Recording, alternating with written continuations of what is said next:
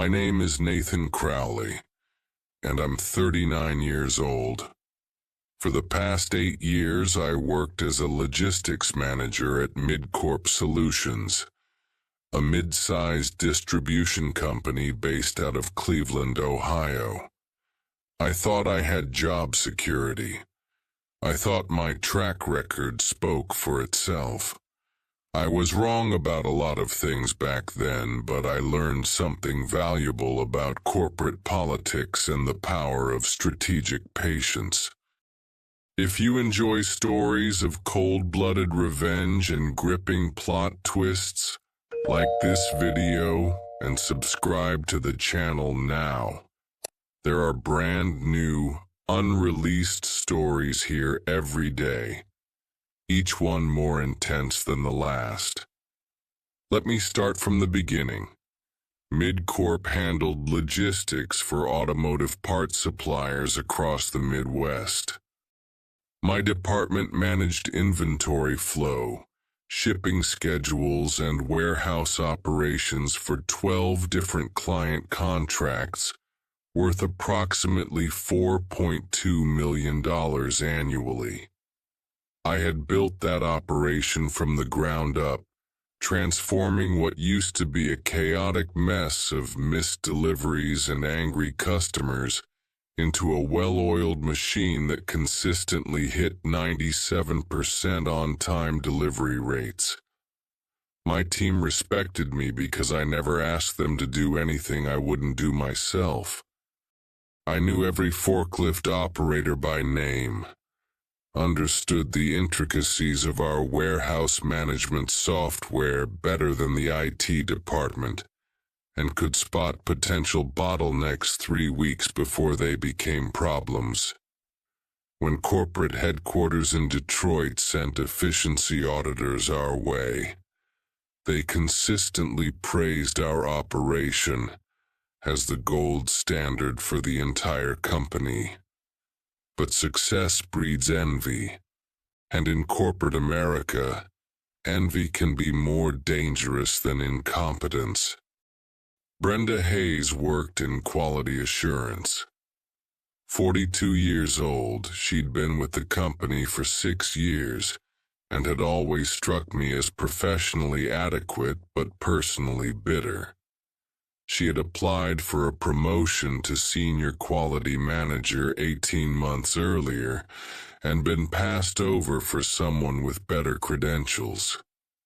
Since then, she'd made subtle comments about favoritism and questioned various departmental decisions during staff meetings.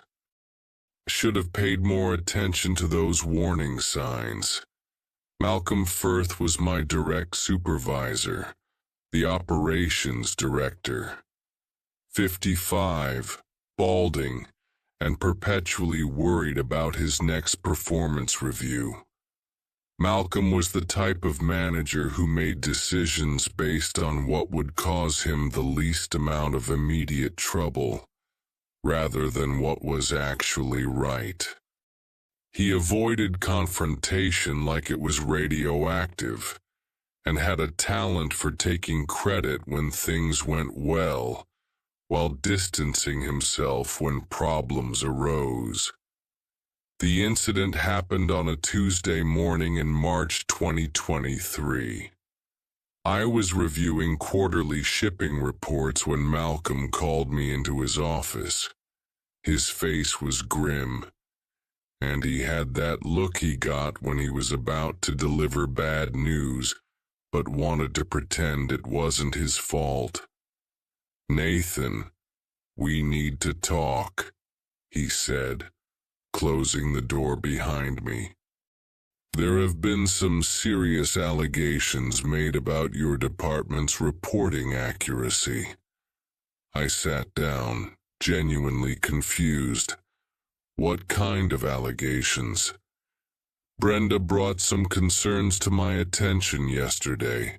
She claims there are discrepancies in your delivery success metrics. She believes you've been manipulating the numbers to make your department look better than it actually is." The accusation hit me like a physical blow. In 8 years, I had never falsified a single report. Every metric I submitted was based on documented delivery confirmations, client feedback, and third-party logistics tracking data. My reputation was built on transparency and accuracy. "Malcolm, that's completely false," I said. "Every report I submit is backed by verifiable data. I can show you the documentation for any metric you want to review." He held up his hand, avoiding eye contact. "Nathan, I understand this is difficult, but the company can't afford to have questions about data integrity. Given the sensitive nature of these allegations and our upcoming contract renewals, I have to make a decision that protects the company's reputation." I realized where this was heading, but I couldn't quite believe it. "Are you firing me based on an unsubstantiated rumor?" "I'm terminating your employment effective immediately. Security will escort you out, and HR will be in touch about your final paperwork." I didn't argue. I didn't plead my case or demand to see evidence. I simply nodded and said, "I understand." Malcolm looked almost disappointed by my calm reaction, as if he'd been expecting drama that would justify his cowardly decision. The security escort was humiliating by design. James, the security guard who walked me to my desk, had worked with me on several after-hours inventory counts. He looked genuinely sorry as he watched me pack my personal items into a cardboard box.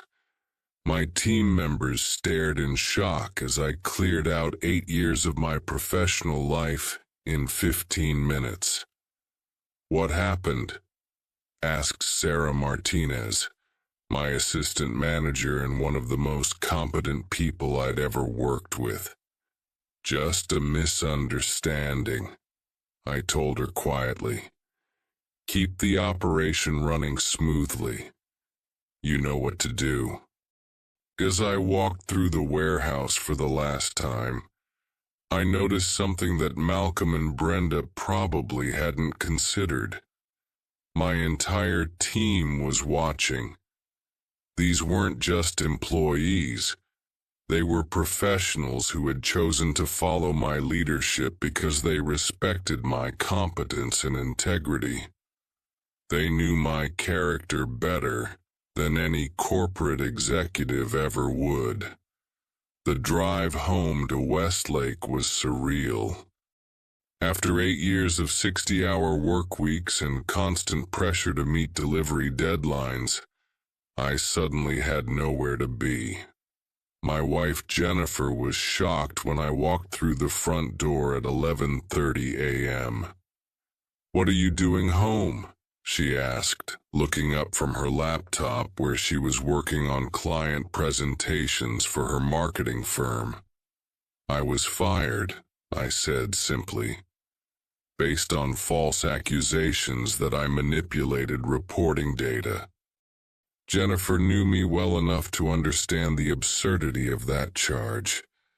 She'd seen me stay up until 2 a.m. double-checking inventory reports and cross-referencing delivery confirmations. She'd watched me build detailed spreadsheets to track performance metrics that most managers would have estimated or delegated. "That's insane," she said. "What are you going to do?" "I'm going to let them discover what they've lost," I replied. Over the next week, I did something I hadn't done in years. I relaxed. I caught up on sleep, spent time with Jennifer, and took long walks around our neighborhood. But I wasn't idle. I was thinking, planning, and quietly making phone calls. The logistics industry in Ohio is smaller than most people realize. Word travels fast when a respected manager suddenly disappears from a major company. I started receiving calls from former colleagues, clients, and competitors who had heard rumors about my departure from MidCorp. One call was particularly interesting. It came from David Chen, the Regional Operations Director for Pro Logistics, Inc., MidCorp's biggest competitor in the automotive parts distribution market. Pro Logistics had been trying to break into MidCorp's client base for years, but struggled with operational efficiency issues that limited their growth. "Nathan," David said during our phone conversation 2 weeks after my termination, "I'll be direct with you. We've been following your work at MidCorp for a long time. Your department's performance metrics were the industry standard. We're looking for someone to completely overhaul our Cleveland operation, and frankly, you're the only person we trust to do it." The offer was substantial: a 20% salary increase, full authority over operational restructuring, and a budget to build the team however I saw fit.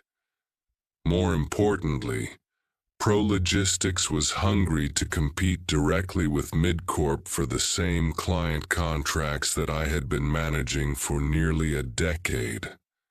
"I'm interested," I told David, "but I have some specific requirements if we're going to make this work." During the negotiation process, I was completely transparent about my termination from MidCorp. I provided David with copies of all my performance reviews, client testimonials, and operational reports that proved my track record. I also explained the circumstances of my departure, including Brenda's false allegations and Malcolm's refusal to investigate. David reviewed everything carefully. "Nathan," he said finally, "your results speak for themselves. Whatever political nonsense happened at MidCorp is their loss and our gain. When can you start?" "1 month from today," I replied. "April 15th. I started at Pro Logistics on April 15th, exactly 1 month after my termination from MidCorp. The timing was perfect, long enough for MidCorp to start feeling the operational gaps in my absence, but not so long that the industry had forgotten about my sudden departure. My first week was spent conducting a comprehensive audit of Pro Logistics' Cleveland facility. What I found was exactly what I expected: a company with solid contracts and decent equipment, but absolutely terrible operational efficiency. Their on-time delivery rate was hovering around 78%. They were hemorrhaging money on expedited shipping costs, and their warehouse organization looked like it had been designed by someone who had never actually worked in logistics.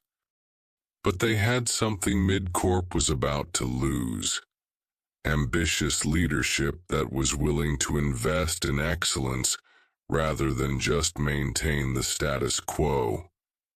David Chen gave me complete authority to restructure the operation however I saw fit. My first move was strategic and surgical. I identified exactly which positions I needed to fill to build a world-class logistics team. I knew the market value for top talent in each role, and I knew exactly where to find the best people. They were all working for Malcolm Firth at MidCorp. I started with a phone call to Sarah Martinez on a Thursday evening in late April. She had been running my old department since my departure, and from what I heard through industry contacts, she was drowning under the workload without adequate support from upper management. "Sarah," I said when I reached her on her cell phone, "I wanted to let you know about an opportunity that might interest you. I'm building a new team at Pro Logistics, and I'm looking for a warehouse operations supervisor. The salary is $68,000. I believe that's about $15,000 more than you're making now." There was a long pause. "Nathan, I can't even tell you how much of a mess things have become since you left. Malcolm hired some guy named Rick Patterson to replace you, but he doesn't understand our systems at all. We've had 3 major shipping delays this month, and 2 clients have already started asking questions about our reliability." "I'm not trying to poach you, Sarah," I said carefully, "but I want you to know that there are options available if you decide you want to work in an environment that values competence over politics."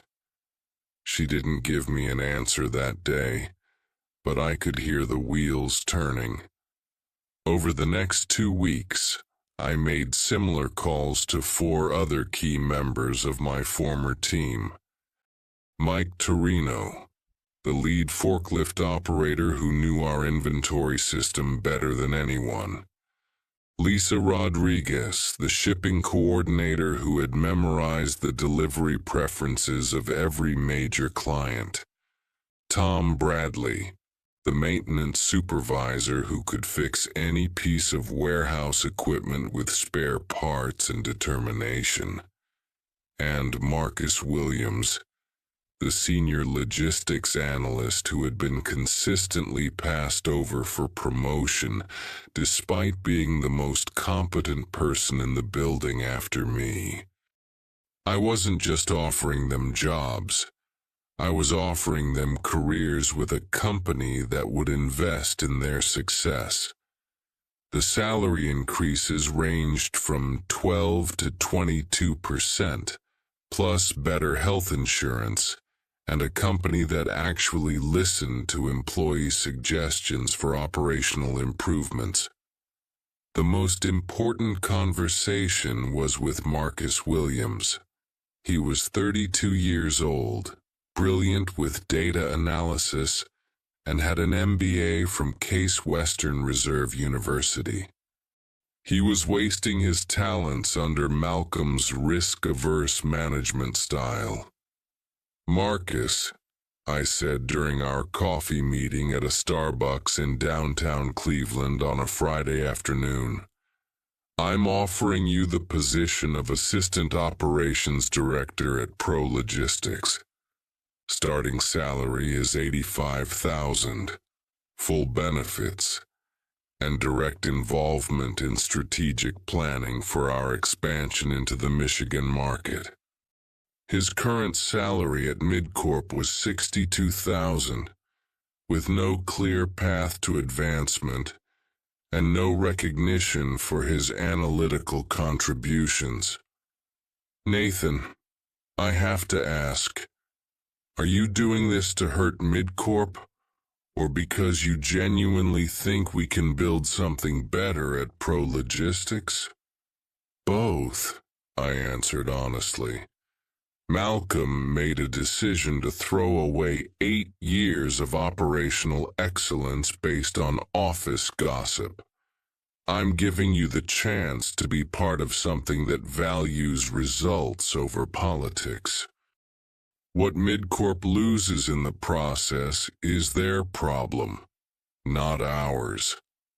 Within the first 3 weeks of May, 5 of MidCorp's most critical operational employees had submitted their resignations. Sarah was first on May 3rd, followed by Mike on May 8th, Lisa on May 10th, Marcus on May 15th, and Tom on May 20th. They didn't leave together. That would have looked like a coordinated attack. Instead, they trickled out over the 3-week period, each citing better opportunities and career advancement as their reasons for departure. Malcolm was blindsided. According to Sarah, who was the first to leave and kept in touch with remaining colleagues, he called an emergency meeting after Marcus submitted his resignation and actually asked, "Why is everyone abandoning the company?" The answer was simple. They weren't abandoning the company. They were following competent leadership. The impact on MidCorp was immediate and devastating. By early June, just 2 months after losing their core logistics team, their on-time delivery rate plummeted to 63%. Rick Patterson, the replacement Malcolm had hired to take my position, lasted exactly 6 weeks before he submitted his resignation on June 1st, with a scathing email about impossible expectations and inadequate support systems. I heard about MidCorp's struggles through industry contacts and former clients, who were growing increasingly frustrated with missed deliveries and poor communication. 3 of their major automotive contracts were put on probationary status by mid-June, meaning one more significant failure would result in contract termination.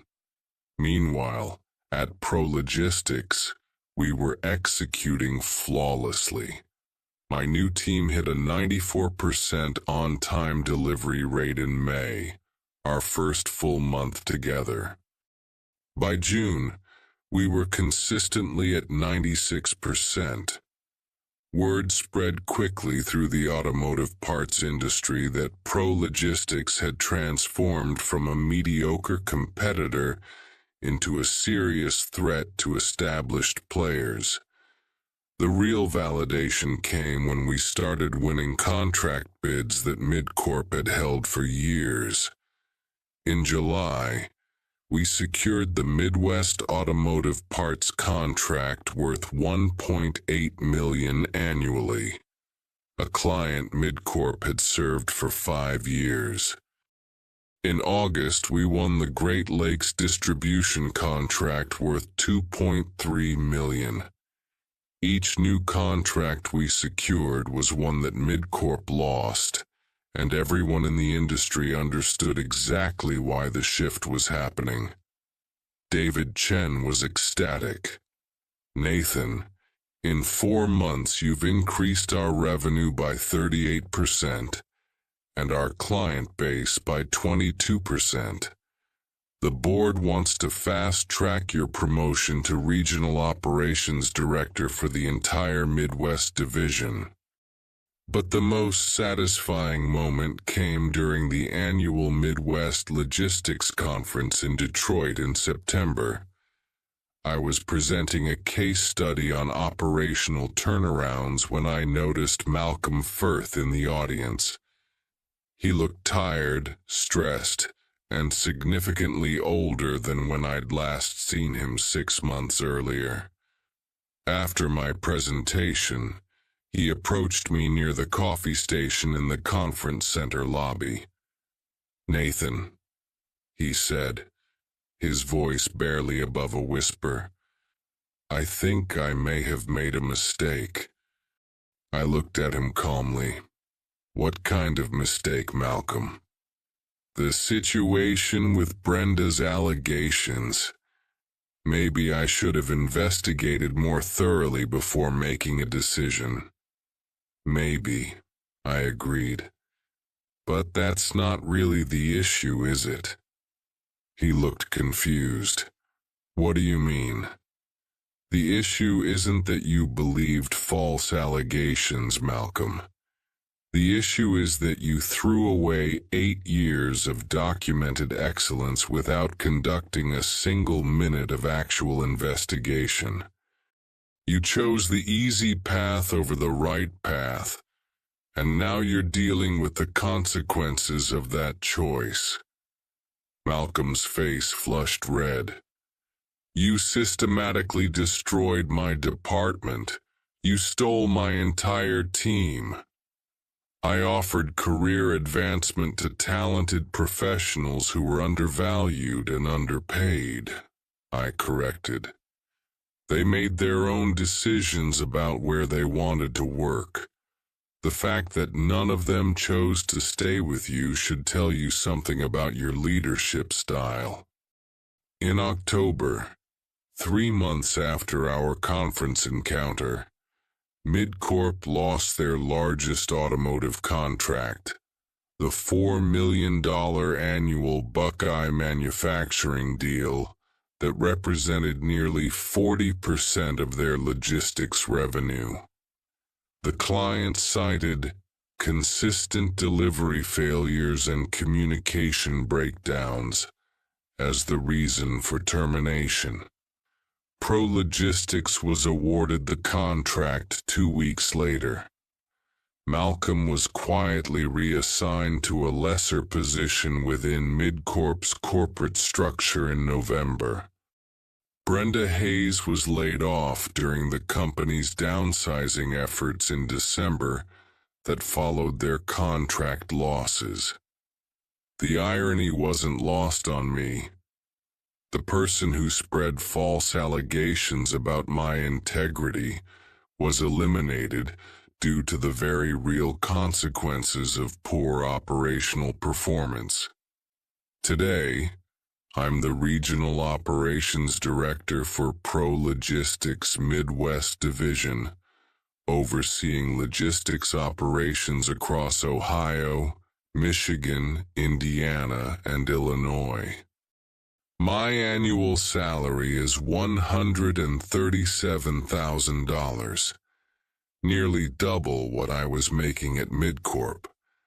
More importantly, I work for a company that values results, invests in employee development, and makes decisions based on data rather than office politics. My former team members have all been promoted within Pro Logistics structure.